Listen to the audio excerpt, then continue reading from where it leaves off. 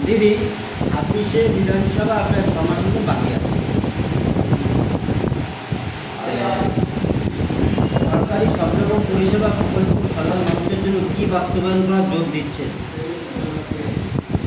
নমস্কার, আমি জলেশ্বর 1 নম্বর অঞ্চলের প্রধান মৌসুমী বলছি। আসলে আমরা দিদির দূত হিসাবে তো কাজ করছি। আমার মনে হয় না যে নতুন করে কিছু জোর দিয়ে কাজকর্ম করে মানুষের কাছে আমাদের পৌঁছানোর ব্যাপারটা আছে।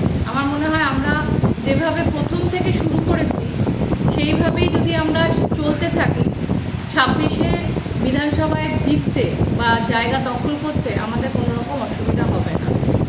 আমরা যেভাবে মানুষের কাছে পৌঁছে গেছি, যে কোনো প্রকল্প, আজকে লক্ষ্মীর ভাণ্ডার বা রূপশ্রী, কন্যাশ্রী, যে কোনো প্রকল্প, বার্ধক্য ভাতা, এই সমস্ত যে প্রকল্পগুলো আমাদের আজকে মাননীয় মুখ্যমন্ত্রী চালু করেছেন, তার প্রকল্পের হাত ধরে আমরা যে পরিষেবা মানুষকে দিয়ে চলেছি, তার জন্য নতুন করে কোনো প্রস্তুতি আমাদের নেওয়ার প্রয়োজন আছে বলে আমি মনে করি না।